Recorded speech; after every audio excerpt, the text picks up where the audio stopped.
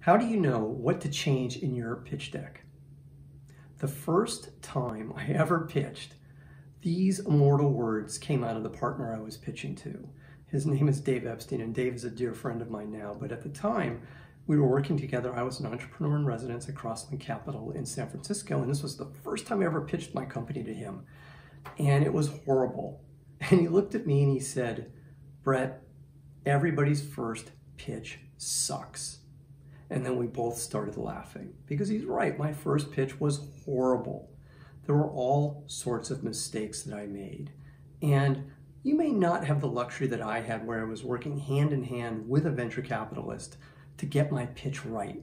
So I'm going to give you 3 tips today that are going to help you recognize from the feedback you're getting what to change and what not to change in your pitch deck. So let's get started. The first tip I have is like a pre-tip, and this is something you should do before you pitch investors, and that is record yourself pitching. Better yet, do a video recording of yourself pitching. You're going to learn so much because we all have this tendency, when we know something, we'll talk on and on and on about it. In the areas where we don't know as well what we're talking about, guess what? We don't talk as much about it.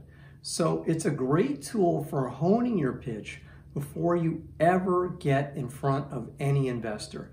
So try that as your first tip for what to do. I did this relentlessly when I was practicing and preparing to pitch. And I got so much better by recording that I know this simple technique works. You'll get more comfortable. You'll hear yourself. And yeah, it's uncomfortable to hear the sound of your voice. I know. But you're going to learn so much. You're going to see where you're comfortable. You're going to see where you're not comfortable. You're going to see the information that makes sense. You'll see how the presentation flows and where it doesn't flow. It's a great tip for getting started before you even get in front of investors. So that's tip number 1. Okay, tip number 2 is actually 2 tips in 1, but this is consider the source. That's what we're going to call this tip number 2. Consider the source of the feedback, because not all feedback is created equal. Now, I'm going to tell you the story of 2 investors that I met with. One, I'm going to tell you his real name. His name is Andy Rappaport, and he is with August Capital. I think Andy's actually retired now, but Andy's a great guy. And then I'm going to tell you about Donald, which is not his real name. And Donald, of infamous Donald Ventures, was maybe not as good a guy. But Andy I met with several times when I was raising my initial funding for my company. And every time I met with Andy, he gave me great feedback. He would suggest things, he'd go into detail, I'd be able to ask him why, he'd tell me why this made sense or it didn't make sense. And I almost took all of his feedback verbatim because it was just so good and so detailed, and I knew he was spot on. He was pointing out point by point areas where our plan, our pitch deck just wasn't where it needed to be. So when you find somebody like that who's experienced, knowledgeable, you want to take their feedback really well. Now let me tell you about Donald, the infamous Donald. Now Donald, gave me this feedback. He said to me, "I don't understand your business." Now, okay, that's nice, Donald. And then he said to me, "I hate high margin businesses." Ugh. Okay, great. But the only problem was that may be nice if you're trying to build a Ponzi scheme business where margins don't matter. But in my particular case, in analog semiconductors, margins matter a lot because there's a direct correlation between the gross margin of your business and the valuation of your company. And you can see it, it's like a straight line between the two. So I knew he didn't know what he was talking with, and I just ignored him, pretty much. Now, the funny thing is his other partner, the infamous Raul, loved my company.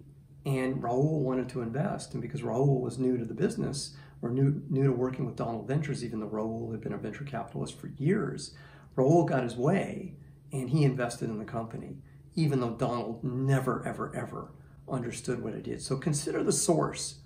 If you trust the source and the source is knowledgeable, then maybe the advice is good. So that's one thing you really want to look at when we're talking about investors, is really consider the source. Now, tip number two, part B of tip number two, is the detail in the feedback.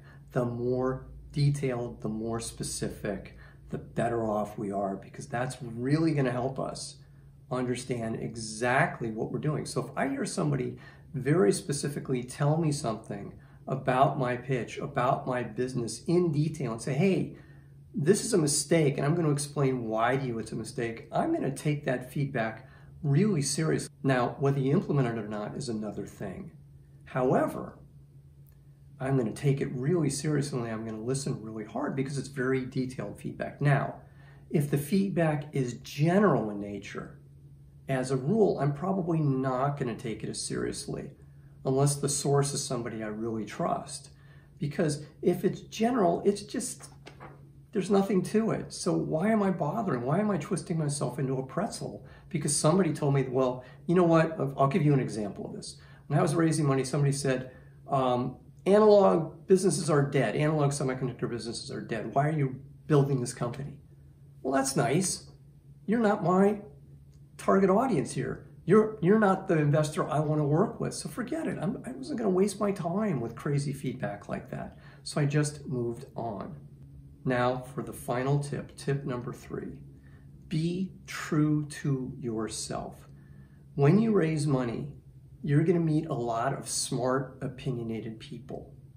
That's typical, especially with venture capitalists and many angel investors as well. Very smart, very opinionated people that are going to know exactly how you should build your business. But you know what? Some of their advice may not fit you, just like I was saying with Donald. His advice didn't fit, so I ignored it. Don't twist yourself into a pretzel. Don't try and be something that you're not.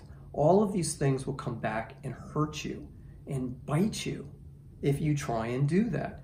Instead, stay true to yourself, stay true to your vision. Now, here's what I'm not saying. I'm not saying be obstinate. I'm not saying don't listen. I am saying that there's a core reason you started this company. Stay true to it. Don't try and be something just to raise money. Those types of businesses always fail.